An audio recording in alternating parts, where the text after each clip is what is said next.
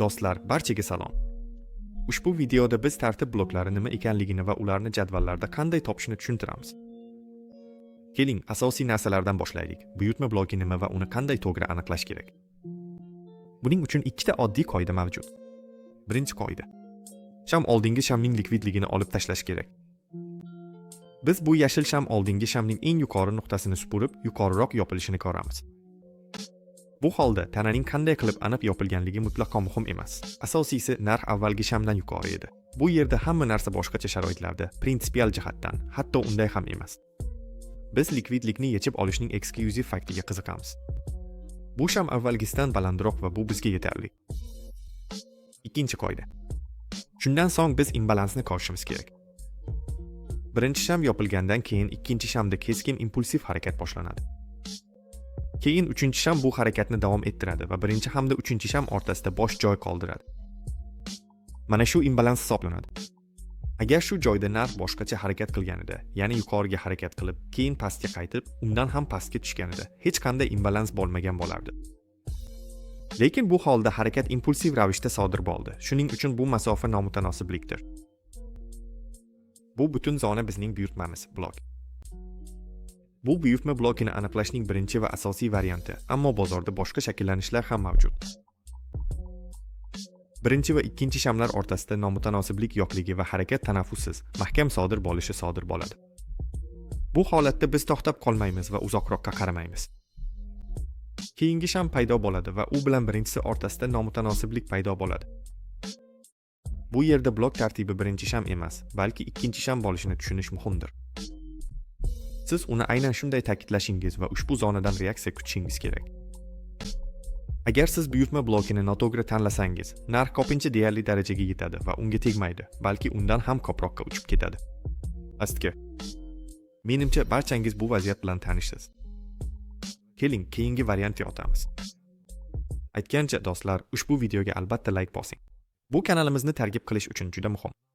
Agar siz hali ham forex savdosi uchun qaysi brokerdan foydalanishni bilmasangiz, ushbu videoni pastga aylantiring.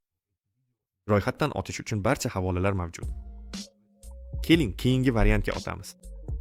Shunday bo'ladiki, ikkinchi sham birinchisidan yuqoriroq yopiladi va uning likvidligini ham yo'qotadi. Aslida, ikkinchi sham asosiy shamga aylanadi.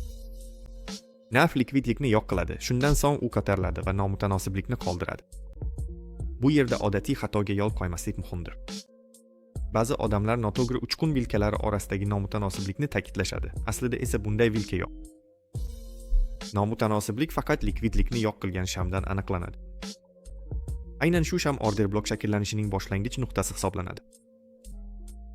Bu juda muhim nuqta, chunki ushbu qoidani buzsangiz, siz doimiy ravishda stop losslarga duch kelasiz yoki narx umuman sizning zonangizga yetib bormaydi va reaksiya oldinroq sodir bo'ladi. Natijada bozor sizsiz harakat qiladi. Bu holatda order blok aynan shu tarzda ajratib ko'rsatiladi. Qolgan hamma narsa noto'g'ri belgilangan chizma hisoblanadi.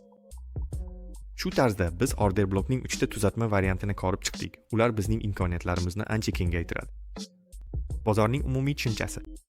Ko'pchilik bu haqda gapirmaydi, darhol breakerlar va mitigationga o'tib ketadi. Eng asosiy mazmunni o'tkazib yuboradi. Natijada sizga ishlamaydigan noto'g'ri order bloklar ko'rsatiladi. Endi jadvalga o'tamiz va ushbu tartib bloklari amalda qanday ishlashini ko'rib chiqamiz. Biz to'g'ri tartib bloklarini qidiramiz va ulardan reaksiyani ko'ramiz. Mana birinchi sham. Bu yerda to'g'ri ishlaydi. Buyurtma blokini o'tkazish. Agar siz klassik naqshlardan foydalangan holda savdo qilsangiz, shunchaki kirish imkoniga ega bo'lmas edingiz. Keling, batafsilroq ko'rib chiqaylik. Bu yerda sham avvalgi minimal qiymatni olib tashlaydi. Hech qanday nomutanosiblik yo'q. Shuning uchun biz tahlilni yanada chuqurroq ko'rib chiqamiz. Bu yerda teng minimal ko'rsatkichlar paydo bo'ladi. Keyingi sham asosiy shamga aylanadi va undan keyin nomutanosiblik paydo bo'ladi. Bu buyurtma bloki to'g'ri belgilanganligini anglatadi. Va biz qayta ishlashning o'zini ko'ramiz. Iltimos e'tibor bering har bir buyurtma bloki. Biz qoidalarga va trendga muvofiq aniqlaganimizdek u ishlaydi. Men shunchaki barcha bloklarni ketma-ket belgilayman va ular reaksiya beradi, lekin ishlamaydigan tartib bloklari ham bor. Savol shundaki, nima uchun? Lekin bular qarshi trend bloklari bo'lgani uchun biz ularni ko'rishimiz mumkin, lekin ulardan foydalana olmaymiz. Bunday zonalar ko'pincha qandaydir teskari o'zgarishni ta'minlashdan ko'ra ko'proq buziladi. Agar siz savdodan pul ishlashni istasangiz, faqat trend yo'nalishi bo'yicha buyurtma bloklardan foydalaning. Yana bir muhim turdagi order blok bor. Undan keyin likvidlik joylashgan. Bu minimumlar ortida likvidlik havzasi bor va narx bunday blokka yaqinlashganda kichik reaksiya berishi mumkin, lekin keyin katta ehtimol bilan pastga tushadi.